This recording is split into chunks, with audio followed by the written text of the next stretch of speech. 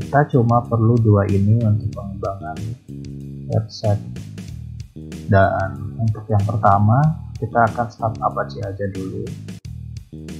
Kalau udah, nanti akan berubah jadi warna kuning, dan nanti kalau udah ini akan berubah jadi warna hijau. Kita tunggu aja dulu. Nah, kalau udah berwarna hijau kita bisa langsung memakai alamat link dari PHP-nya.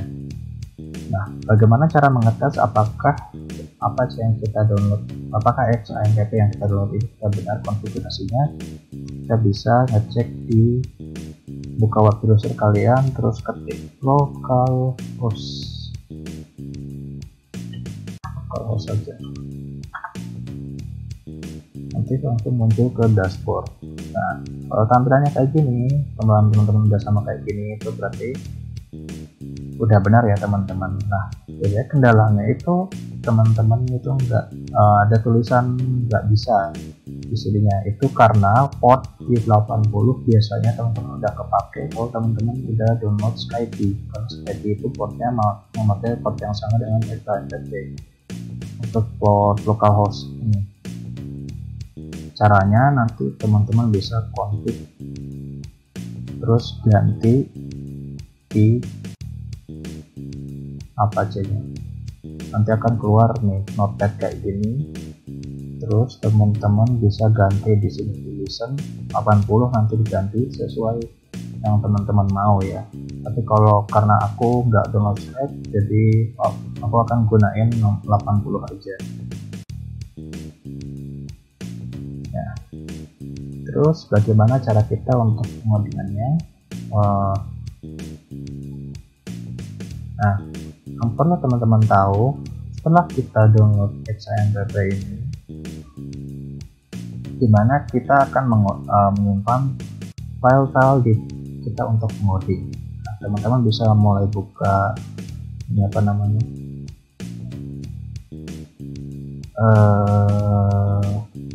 ya pokoknya yang lambangnya kayak gini.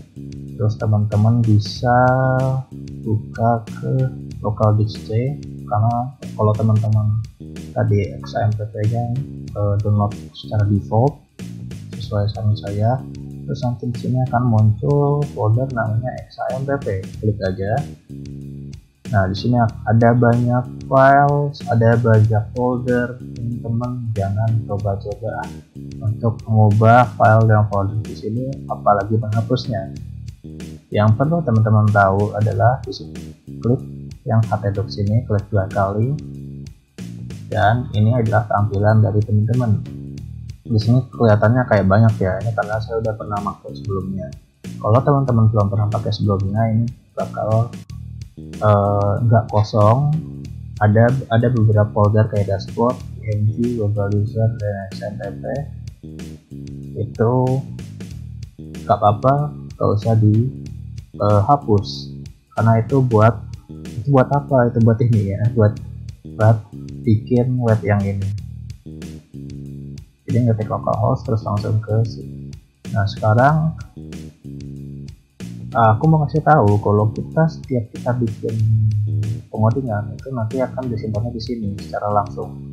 Supaya kenapa harus di sini? Supaya nanti langsung begitu kita buka web browser itu akan langsung tertera kalau kita pencet localhost langsung ke alamat kita ya. Jadi contohnya di sini aku akan buat sebuah folder baru. Kita akan beri nama folder ini adalah S Sidayora. Oh ya, teman-teman usahakan di sini tidak menggunakan spasi dan menggunakan tulisan kecil saja mulai latihan baru sekarang, karena itu akan mempermudahkan teman-teman untuk mengetikkan alamat. Jadi sini sudah ya. Oke.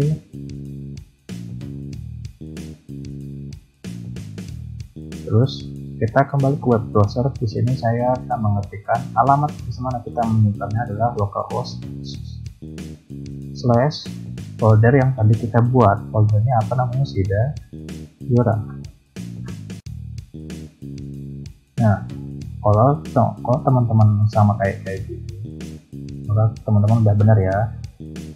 Kita parent directory adalah parent directory lagi, ini adalah indeks dari Sidayora. Tapi di sini masih kayak belum ada apa-apa karena kita belum ngebuat apapun.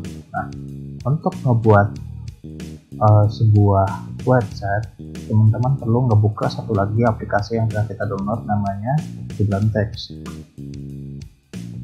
Nah, ini adalah tampilan dari Sublime Text. Ini version of Sublime Text. Kalian belum tahu, nanti aja lah ya, cancel dulu. Nah, di sini teman-teman ada folder lama saya, ini hiraukan saja. Nanti kita akan buat sebuah folder baru. Ya, kita langsung drag aja file folder Sidayora ke sini. Nah, sudah muncul, kita besarkan lagi. Di Sidayora ini kalian klik kanan, terus nggak bisa. Ya, ini udah ngebuat satu ya. Jadi ini adalah tampilan pertama dari Sublime Text. Tulisannya masih unfiltered. Kita bisa kayak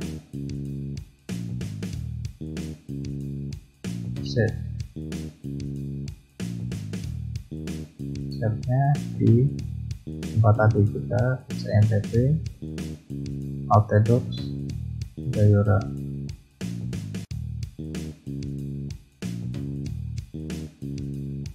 Ini kita bahas dulu, tapi sini teman-teman penamaannya perlu diketahui. Ini aja tulis latihan .php. Ini harus .php ya, karena nanti kita akan menggunakan bahasa PHP.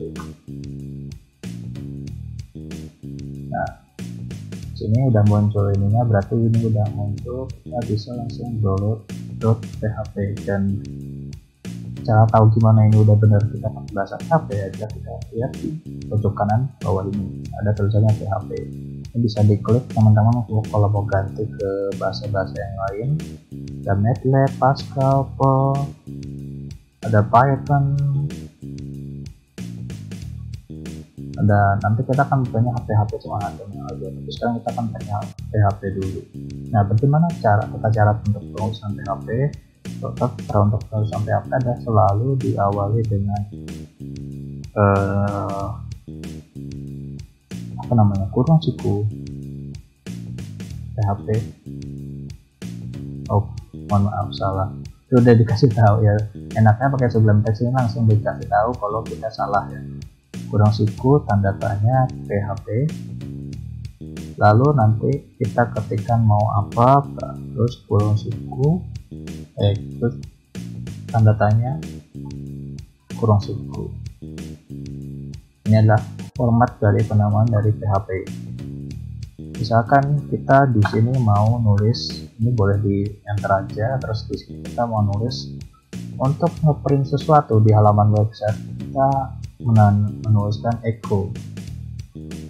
Setelah echo, klik tanda kutip, misalkan kita mau nulis apa, dan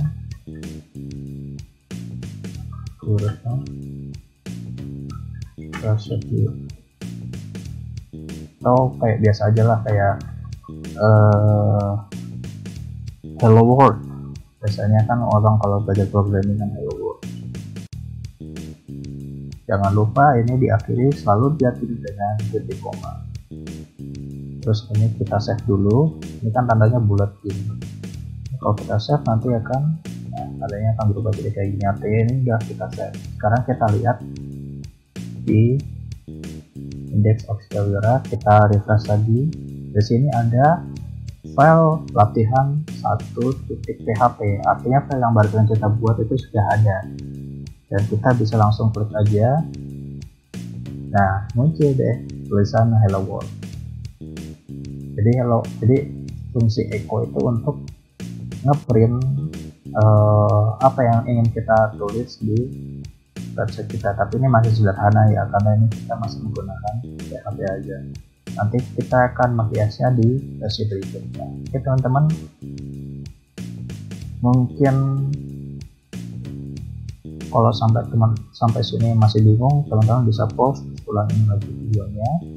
Terus kalau misalkan teman-teman udah siap untuk pembelajaran selanjutnya, bisa langsung klik next atau tunggu aja video ini berjalan. Ya teman-teman, selanjutnya kita akan meneruskan ke sintaks dari PHP, sintaks dari pemrograman website. Sebelumnya kan ada banyak sekali yang harus aku skip karena durasi waktu, jadi mungkin aku akan memberitahukan tentang fungsi-fungsi yang ada di PHP ya. Untuk PHP sendiri di sini aku udah buatkan beberapa PHP, itu ada pengulangan, nanti bisa memakai for, while, do while, dan for each, tapi nanti for each akan lebih terpakai di array. Lalu untuk pengondisian ada if, else, else, ternary, dan switch. Lalu ada beberapa cara juga untuk function nanti, tapi teman-teman kita nggak akan bahas ini semua, nanti kita akan bahas sedikit selagi saya akan membahas tentang database. Nah, untuk semua function yang telah saya sebutkan tadi, teman-teman bisa pelajari sendiri di php.net script manual script un script funcret.php. Jadi saya akan ketikkan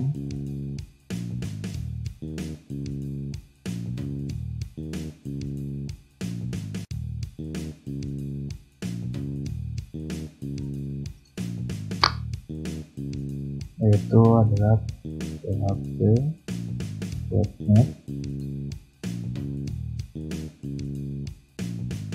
script, bukan script, garing manual garing en garing funcret funcret.php. Lalu enter saja, nanti kita masuk ke laman dari PHP yang menampilkan berbagai fungsi dari yang ditawarkan oleh bahasa PHP. Di sini ada banyak sekali dan mesti dipelajari satu-satu dan nggak akan cukup waktunya untuk kita pelajari sekarang. Karena itu mungkin aku akan skip dan kita akan bahas sedikit nanti waktu kita belajar database, dan kita akan langsung lanjut ke pembahasan mengenai database. Jadi sebenarnya database itu apa sih? Database itu kayak kita kayak kumpulan tulisan, kumpulan data seperti tulisan, kata-kata, gambar, dan segala macam yang dapat dijadikan untuk informasi. Nah, dikumpulkan dalam sebuah base, itu namanya database. Nah, database ini memiliki banyak aplikasi-aplikasi yang untuk mempermudahnya. Salah satunya nama aplikasi tersebut biasanya dinamakan DBMS, dan salah satunya adalah MySQL seperti yang akan kita pakai pada hari ini. Dan sebenarnya ada banyak lagi yang lain seperti Oracle, SQL Server, PostgreSQL, dan MongoDB. Tapi nanti kita akan pakai MySQL dan kita akan memakai fungsi yang namanya MySQLi di laman PHP untuk mengambil data dari database yang telah kita buat. Jadi nanti kita akan buat dulu database-nya, lalu kita akan ambil datanya ke jaringan kita, sehingga kita bisa tampilkan di web bagaimana cara untuk menampilkan data kita. Ya, untuk hal yang pertama kita akan membuat database kita sendiri. Nah, untuk membuat database kita sendiri, yang paling diperlukan pertama kali adalah menghidupkan XAMPP kontrol kalian.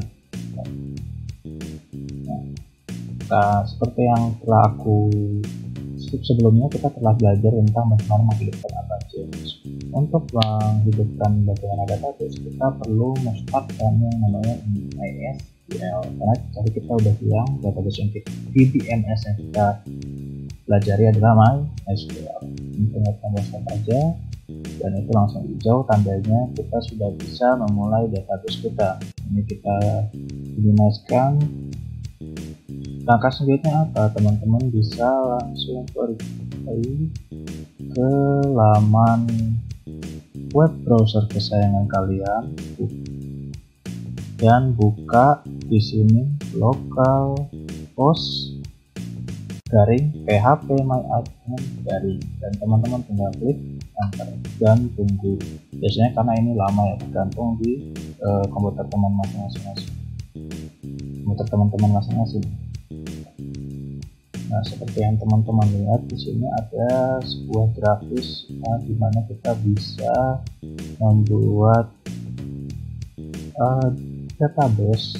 Di sini udah ada beberapa database dan di pusat, dan ini ada beberapa database yang pernah saya gunakan untuk upload database. Nah, dan tes juga pernah saya gunakan, dan web kita juga. Nah, nanti kita akan bikin database baru di sini, tapi sebelumnya saya ingin teman-teman mempersiapkan dulu data apa sih yang perlu kita masukin. Nah, di sini aku udah ngebuat daftar mahasiswa. Di sini teman-teman ngelihat ada tulisan daftar mahasiswa, lalu ada gambar, lalu ada nama. Yang pertama ada William Peter Pastio, di sini ada NIM aku, terus ada jurusan aku. Lalu yang kedua ada namanya Nayang Monica dengan NIM-nya dari jurusan teknik nuklir, lalu gambar lagi, lalu nama lagi. Jadi akan di subjek sendiri dengan NIM-nya dari jurusan teknik biologi. Nah, nanti data ini ingin aku tampilkan dalam tampilan web kita, dalam tampilan yang seperti ini ya. Ini seperti latihan satu kita, yaitu nampilin hello world, tapi nanti aku ingin nampilin yang kayak gini, tapi dalam bentuk tabel dan dalam bentuk database ya. Jadi nggak aku tulis satu-satu, tapi aku pakaikan database. Nah, sebelumnya aku kasih tahu dulu bagi teman-teman yang belum punya gambarnya, teman-teman cari gambarnya aja dulu, bebas mau nyari di Google juga boleh, JPG, PNG, JPG terserah, asal jangan yang format-format yang lain yang berbahaya ya. Di sini aku udah menyiapkan ada gambar aku dan gambar palsu dari kedua orang yang tidak aku sebutkan. Aku soalnya belum minta izin sama orang. Ini telah aku siapkan, aku ambil dari teman-teman, itu diambil dari Google, simpan di folder HP Docs, di folder C, XAMPP, HP Docs, lalu folder Sidayora yang telah teman-teman buat. Lalu teman-teman buat lagi folder namanya IMG. Terserah sebenarnya penamaannya mau gimana, tapi nanti akan berefek pada codingan teman-teman. Kalau saya ingin singkat, saya biasanya IMG aja. Dan di IMG ini teman-teman bisa save foto teman-teman ya untuk keperluan data. Nah, lanjut, kita sekarang kembali ke phpMyAdmin. Karena data kita sudah ada, kita akan masukkan data-data ini dari data gambar yang telah disiapkan, data nama, data NIM, dan data jurusan ke dalam database yang baru. Caranya klik ini baru, tunggu kita memproses, nanti akan keluar seperti ini. Nama basis data, tulis aja Sidayora. Untuk ininya apa, biarkan aja, kita langsung buat.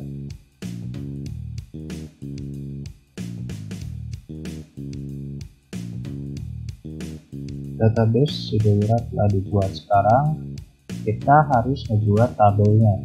Nah, tabelnya di sini saya ingin namanya mahasiswa aja, karena kita ingin bikin daftar mahasiswa. Terus jumlah kolomnya ada berapa? Jumlah kolomnya kita butuh 1 gambar, 2 nama, 3 NIM, dan 4 jurusan. Jadi cukup 4 aja. Ini 3. Kalau teman-teman sesuaikan dengan saya, lalu tinggal klik memproses. Ini nanti lama memprosesnya tergantung dari kecepatan internet teman-teman sama kecepatan dari komputer teman-teman. Nah, nanti kalau udah, nanti akan ada tulisan gambaran seperti ini. Di sini teman-teman di pertama tuliskan aja kayak biasa gambar. Kok kayak biasa, maksudnya sesuai dengan ini nih, sesuai dengan urutan yang ini. Ada gambar, nama, NIM, dan jurusan.